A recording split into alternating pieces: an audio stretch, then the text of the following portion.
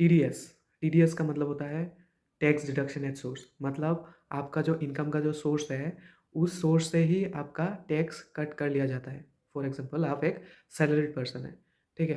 तो आप अगर एक सैलरीड पर्सन हैं और आपका इनकम सपोज़ 10 लाख रुपीज़ है, तो यूजुअली 10% टीडीएस कट किया जाता है। मतलब 10 लाख का 10% जो होगा 1 लाख रुपीज़, ठीक है? तो 1 लाख रुपीज़ आपको डिडक्ट करके आपको 9 lakh rupees as a salary annually दे दिया जाएगा। तो अब आप पूछेंगे कि हमको टैक्स कैसे लगा कि मेरा तो इनकम 12 लाख से कम है और निर्मला सीतारमण जी ने बोला है कि 12 लाख से अगर इनकम कम होता है तो फिर कोई टैक्स नहीं लगता है।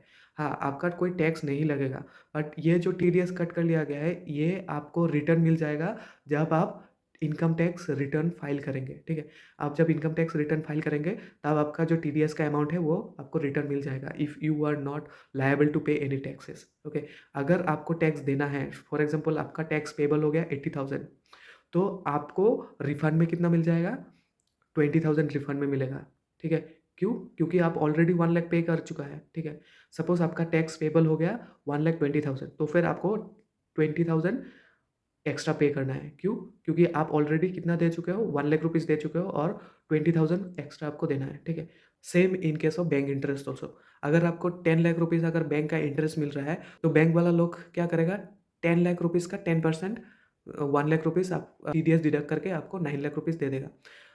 आप जब रिटर्न फाइल करेंगे, तब आपको 1 lakh rupees as a refund मिल जाएगा if you are not liable to pay any taxes. So follow this channel for more information like this.